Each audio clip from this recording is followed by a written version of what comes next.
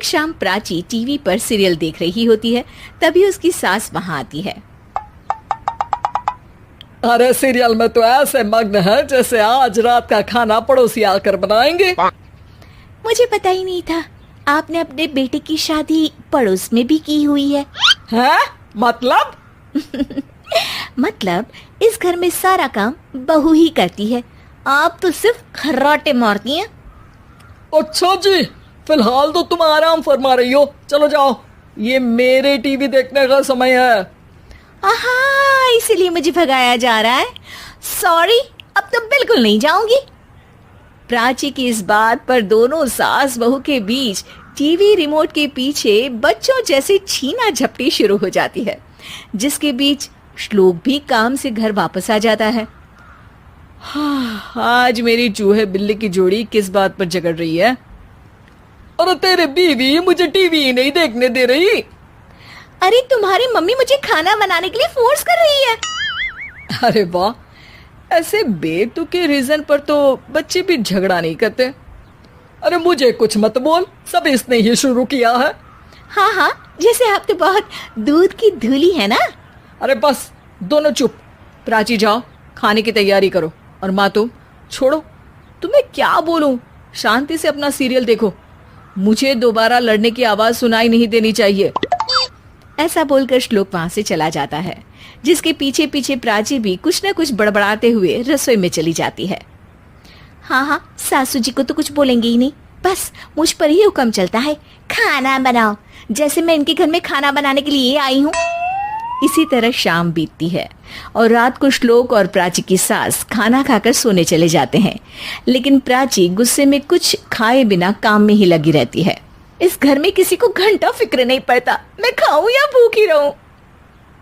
प्राची कुछ देर के लिए रसोई से बाहर जाती है और जैसे ही वापस आती है तो वहां दूध का भरा ग्लास देखकर हैरान रह जाती है। फिक्र पूरी है, बस दिखाना नहीं है। प्राची दूध पीकर सोने चली जाती है और अगली सुबह एक बार फिर सास बहू का कार्टून नेटवर्क स्टार्ट हो जाता है। ये तुमने ही किया है। अरे अजीब जबरदस्ती है, मैं बोल रही हूँ मैंने कुछ नहीं किया। दोनों ने मिलकर पूरे घर को पागल खाना बनाया हुआ है। यहाँ कोई नॉर्मल इंसान तो रह ही नहीं सकता, इसीलिए अब पड़ोसी क्या रिश्तेदार भी घर आने से कतराते हैं।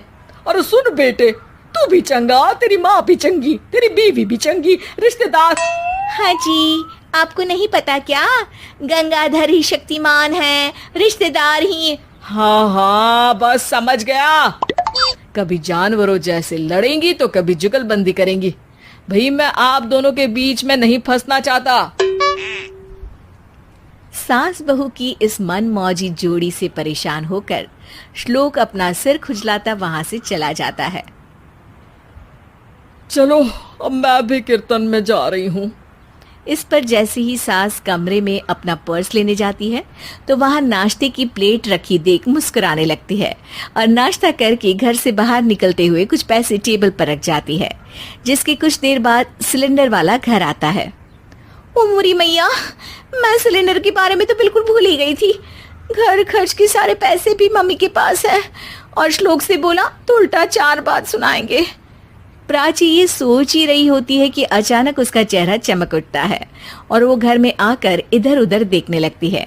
तभी उसकी नजर टेबल पर रखे पैसों पर पड़ती है, जिन्हें वो सिलेंडर वाले को दे देती है। ये सब श्लोक देख लेता है। अच्छा बेटे, इतना बड़ा घोटाला, सबके सामने मैं तेरी दुश्मन और पीठ पीछे तेरी मेरी यारी। इस पर श्लोक एक प्लान बनाता है और शाम को सब एक साथ बैठे होने पर बोलने लगता है। माँ, तुम दोनों की बहुत लड़ाई होती है, इसलिए मैं सोच रहा हूँ कि प्राची को उसके घर छोड़ाऊं, इससे वो भी खुश रहेगी और तुम भी। अचानक श्लोक की ये बात सुनकर सास बहू शौक से उसकी तरफ देखती है। अरे ऐसे कैसे घर छोड़ाओगे, मुझे कहीं नहीं जाना। अरे तुमने बोला नहीं पर मैंने सुन लिया, तुम्हें मम्मी के साथ रहना अच्छा नहीं लगता, मुझे पता है। अरे वो, अरे जब बहू खुद कुछ काम बोले तो वो तुझे सुनता नहीं, और अब जो इसने बोला ही नहीं वो तू समझ गया। जब उसे नहीं जाना तो फिर जबरदस्ती क्यों कर रहा है? अच्छा, फिर आपको मौसी के घर छोड़ाता हूँ, बस अब आप दोनों एक घर में एक छत के नीचे नहीं रह सकती। मैं इस टॉम एंड जेरी की जोड़ी को और नहीं झेल सकता। है? ऐसे कैसे नहीं रह सकते? तुम्हें इतनी दिक्कत है तो तुम्हारा बोरिया बिस्तर पैक कर देती हूँ, लेकिन मम्मी जी कहीं नहीं जाएंगी। बिल्कुल यही सुनना था मुझे। अगर दोनों में इतना ही प्यार है फिर हर वक्त ये लड़ाई का नाटक क्यों करती हो? देखा मैंने कैसे माँ किचन में दूध रखती है और तुम उनके लिए कमरे में नाश्ता रखती हो, और कैसे वो पहले ही तुम्हारी दिक्कत समझकर घर में पैसे रखकर बाहर जाती है। अरे भाई, इतना ड्रामा तो डेली सोप में भी नहीं होता जितना तुम दोनों ने इस घर में फैलाया हुआ है।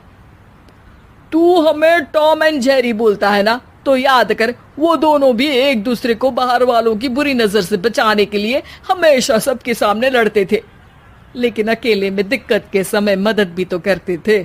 बस हमारा रिश्ता भी कुछ ऐसा ही है।